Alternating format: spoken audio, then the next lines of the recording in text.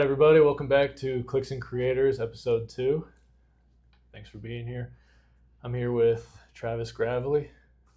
Travis, you are a tax consultant and you started your own tax consulting company, Ziva Ventures. How is that? How did that all start? How did it start? That's a long story. Good thing we got time here. Really, it was a desire to help individuals, whether it came to finances, whether it came to just entity structuring, whether it came to just understanding how the government is so involved in their lives. And so I was a small business banker at a regional bank, key bank. And yeah, you're very limited. When you're working for somebody else, you're very limited on who you can help and what services you can provide and different things like that. And so it was a decision to start consulting my clients a little bit further, especially when it came to different financials they would send me or different loans that they wanted to get approved for and things like that.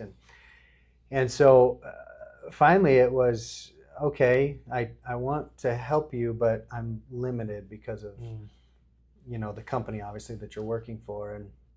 And so I had a couple of clients where I started establishing some businesses for them. I started diving into some tax strategies that we wanted to implement and saw some of the fruits of that, right? They saved money on taxes and so then I started diving further into the tax code and really understanding what the wealthy are doing specifically that the majority of citizens aren't doing.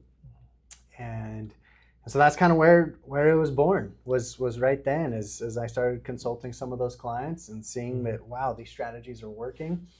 I decided to start Ziva Ventures and really take off with it and really focus on the small business owners that really don't understand the tax code, that obviously don't have the time, to understand the tax code. And I think that's where myself and my team have really dove in deep is to really be that arm, to be that hand to help those type of individuals. Mm-hmm. So you started out at a bank and then you saw the limitations of like what you could do for businesses. And then you kind of started out as like freelance and you just started reaching out to business owners and helping them save money. Yeah, exactly. No, it's very small. Yeah, very, very small at first. It was just, a couple of clients here and there and I ended up seeing the benefits. They started referring me a little bit and then, decided to do some marketing and stuff like that. Yeah. So it seems like your favorite part of tax consulting is helping small businesses save money. Would that be accurate? 1,000%. Yeah. 1,000%. Yeah. Yeah, man. I think that's gratifying. From what I've learned from you while I've been working from you is there's a lot of opportunity to save money on taxes. People just don't know what they're missing out on. Exactly. So, yeah, you don't know what you don't know. Yeah. And they don't teach that in school, right? They don't teach taxes. They don't teach business structures. Not in high school, for sure. They hardly teach finances, No. right? And yeah, sure, going to school for accounting, it's like you understand some of the basics, some of the high level stuff, but they don't teach you the tax code. They don't teach you how to actually save money. Right. And that's our biggest hope and the dream that I've built out is to really empower small business owners to feel like they're in control of their financial situation, not Uncle Sam just draining all of their money type of thing. Right, absolutely. And to add on to what you said, I went to business school and I graduated with a marketing degree and I know barely anything about taxes. Right. I've learned more just like the few weeks I've worked with you about taxes than I did in school. So yeah, it's interesting, man. You really don't know what you don't know. So exactly. If someone were to come to you and was considering a similar career path to what you've done, what would be your 3 biggest pieces of advice for someone who wants to start in taxes and tax consulting? To be a tax strategist, a tax advisor. What would be your 3 biggest pieces of advice? One, first and foremost, is to understand the tax code. right? And how it applies to their target market, right? That would be the biggest thing. You know, what strategies apply to those type of specific business owners or that specific type of clientele you want to go after. Once you understand that, then it's about building the model, building the infrastructure to be able to provide those strategies, right? So understand what strategies you want to implement first thing. Then decide how you want to implement those strategies with those clients. And then the third piece of advice I think would be to jump in, you know, head first and fail fast, right? I think that was one of the biggest pieces of advice that actually one of my leaders at KeyBank gave me was fail fast. You know, the more mistakes you can make, the faster you get to the right path, right? And so I think that's what I learned early on was, okay, we're just going to try everything. I'm just going to try and implement everything and do what I can and try and find as many clients as we can, many different ways. And yeah, I failed a lot of times, right? But I got to the right path. I figured out what worked, I think, faster than normal because I was trying so many different things. So those would be the three things. I think figure out what strategies you want to implement with that type of clientele, how to implement them, what that process looks like, and then fail fast. Okay. When you say implement strategies with a specific clientele, if you're going to be a tax strategist, do you recommend specializing in like one type of like tax sector? Like you're a small business consultant or you're a large business consultant or you're individual, or is it just you need to learn all of it and just so you can help everybody kind of thing? No, great question. Great question. I think the more specific that you can be with the type of client you work with, I think the more successful you'll be. Right. And so for me, it was independent contractors, individuals that are earning a 1099 income from like another bigger company that they're working for. Now, can they eventually turn into their own small business and we'll grow with them? Yeah, 100%. But I think really you don't, it's hard to know everything and then try and work with everybody. You get too far stretched, right? You don't have enough bandwidth. No one has enough bandwidth to be able to do that. So yes, when I say figure out what strategies work for a specific clientele, I'm talking about industry, right? What kind of industry are you going to go work with? Are you going to go work with construction workers or construction owners? Are you going to go work with, you know, home service type of businesses, HVAC, roofing, you know, plumbing type of businesses? Are you going to go work with service-based businesses? What does that look like? What type of service are they providing? You know, you're going to work with lawyers and attorneys, right? Are you going to work with doctors and dentists? So figuring out what type of client, what type of industry you're going to work with, and then figuring out what type of strategies are applicable. Right, because each industry has specific tax rules. Exactly. Okay. Exactly. And when you say learn the tax code, is there like an IRS rule book that you go like you read, or like what is the tax code? What is the tax code? Yeah, that's a great question. It is an 80,000 page document. 80,000 pages. Yes, wow. And it is the Internal Revenue Code. You can find it online and different things like that, and you have thousands of subheadings and subpoints and yeah, has anybody ever read the entire Internal Revenue Code? I don't think so. I'll have to look that up. But I haven't read the entire tax code, right? And I've probably only studied or understand probably 10 to 20% of the tax code. And what's interesting is, so back to your question of how do you study the tax code or what does that look like? So really it comes down to, really researching, hey, what are your clients' needs, right? You pick that industry. Okay, what are those needs? Where are they spending money? What do their personal lives look like, right? You start dissecting their life plus their surroundings, what that looks like. And then you go study the tax code specific to those type of things, right? So they have a family, right? They own a house. They have other side hustles. Okay, great. I'm going to go study the tax code based on those things. What can I do with a family? What can I do with a person that owns their own house? What can I do with an individual that has side hustles, right? What can I do with somebody that has a vehicle over 6,000 pounds? You know, and you start kind of understanding some of those things. So I wouldn't say go tackle the entire Internal Revenue Code. Yeah. You won't read it. If you read it every day, you won't be able to finish it before you pass away. But studying it specifically for your industry. For your client's needs, yeah, exactly. Okay. I guess moving on, what's the biggest misconception small business owners have about taxes? The biggest misconception small business owners have about taxes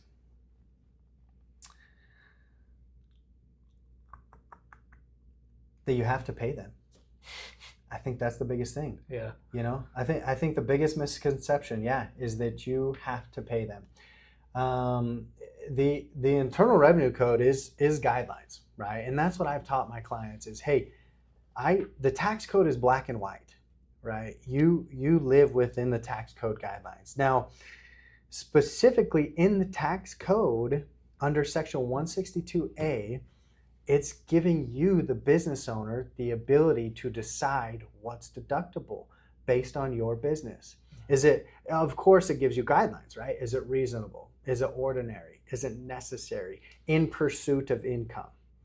As long as it fits that bucket, it's a deduction, right? As long as you can strategically implement different expenses, different transactions, different equipment, vehicles that you purchase, you can you can move forward with not paying anything in taxes. But it just comes down to how to do that. Right, yeah, and I've learned from editing some of your videos, you can write off like vehicles, you can write off like rent if you have a home office, you can write off like vacations, you can write off a lot of things if you know how to do it. Exactly. Right? Yeah. Exactly. So no, I love that question because it's the biggest expense for most business owners are taxes. Right. Right. And that's the misconception is you don't have to pay taxes if you're set up properly. Right. When do you recommend an LLC be taxed as an S Corp and why? That's a great question. I think really it comes down to your numbers, right? What does your profit look like? When you take home probably more or about that $50,000 mark, that's where you'll want to be taxed as an S Corp, right? I think a lot of LLC members and owners just think, well, that's what I have to do. I profit $50,000. I have to pay the self-employment tax, federal and state taxes on all of that, which isn't the case, right? You can be taxed as an S Corp. You establish your LLC, but then you can be taxed as an S Corp. And being taxed as an S Corp, you give yourself a salary at that point. So instead of the full profit, that full $50,000 being taxed self-employment tax, federal and state taxes, you give yourself a reasonable salary out of that portion. Can be $30,000 to $40,000, whatever it may be. And that's the only portion that you're taxed on all three, the self-employment, federal, state taxes. The rest of the profit is now just the ordinary income tax, which is just federal and state, right? So you save that full self-employment tax on a big portion of that amount. Okay, and you're not limited to the salary you give yourself. You can still bring home profits? Yeah, 100%. Well, and you're paid the entire amount. You're still paid the entire 50, right? You can still take all of that money. It's just one chunk is going to be taxed more. Yeah. Okay, interesting. Yeah, because I've heard of some of these like big CEOs and stuff will give themselves like $1 salary a year or something like that. But that's probably just a way to avoid taxes. Exactly. Okay. Exactly.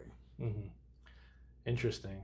And I guess just for like a tax layman like myself, what is like an LLC versus an S Corp? Is it just the salary different, like the way you pay yourself, or like what is the difference between those two? Yeah, no, I love that question. Really the biggest difference is the limited liability company when you establish something like that, you're actually limiting your liability as the owner or as the member of that type of company.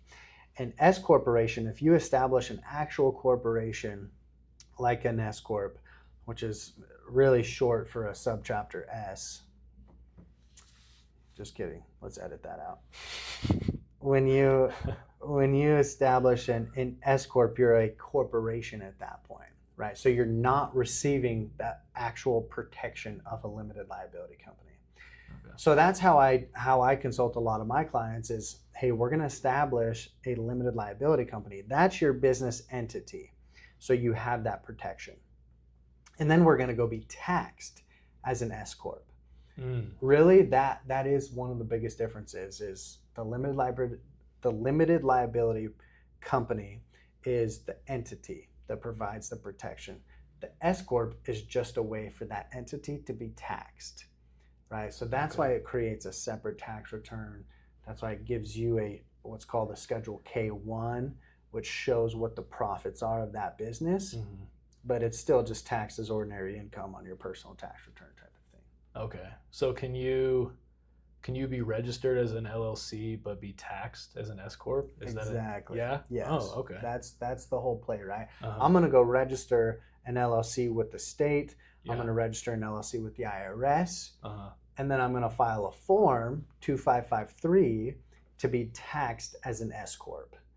Okay. And then that's what saves that self-employment tax on your profits. Right. Because the LLC has the protected status, but the S Corp, you're only paying taxes on that salary that you've selected for yourself. Exactly. Okay. Yes. Okay. So I guess moving on to the next question, what are the most common mistakes you see with 1099 and independent contractors? Some of the most common mistakes,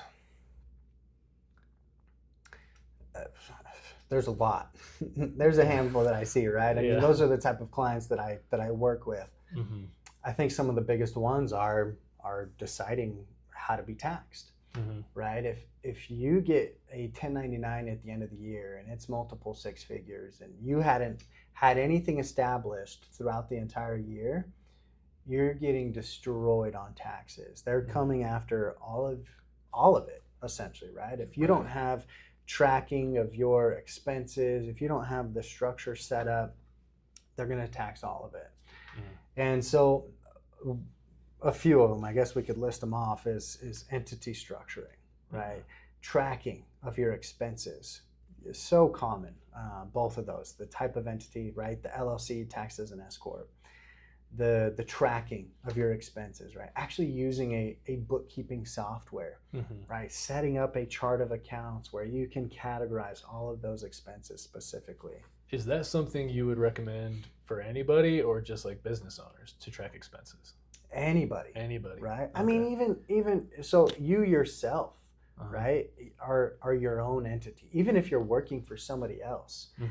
Yeah, I think tracking your financials and what you're spending money on, all the subscriptions that you're tied to, right? Where is that going? What does that look like? What's the big number at the end of the month that I'm dumping into groceries, that I'm dumping into subscriptions, that I'm dumping into travel?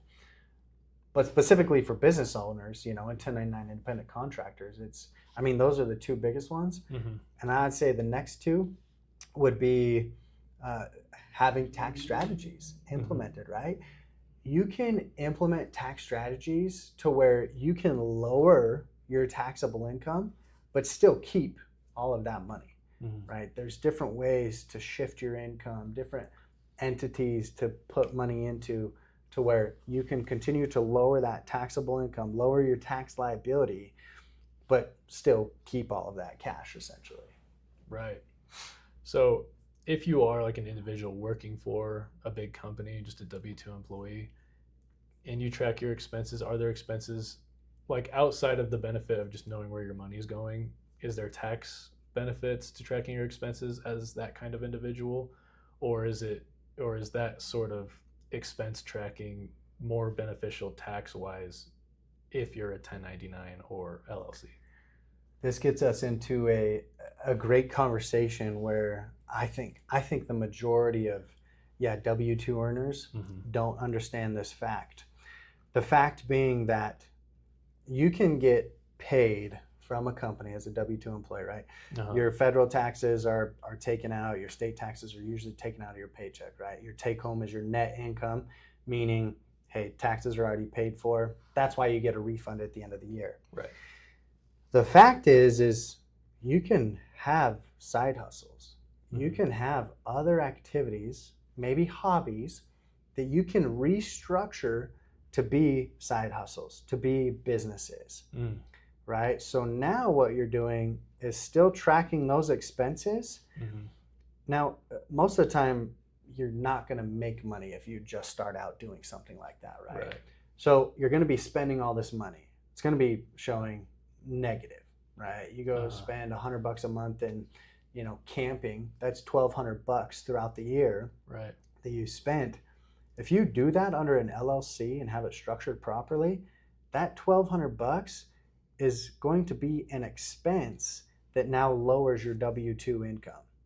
Right? So once you start pairing all these side hustles together, that could grow. I have clients that have side hustles where we're offsetting, $10,000 to $20,000 a year, offsetting their W-2 income, right? And then you get into, the high W-2 income earners where, you start diving into real estate and things like that, or you start diving into some of their side hustles, and they're spending multiple six figures on some of their side hustles, right? Which will offset their ordinary and active income. So if you're a W-2 earner, you can start some of these side hustles, and even if they don't make a lot of money, you can turn it into a tax break. Exactly. Exactly. So I guess this is kind of going off of what you said about having a tax strategy year round.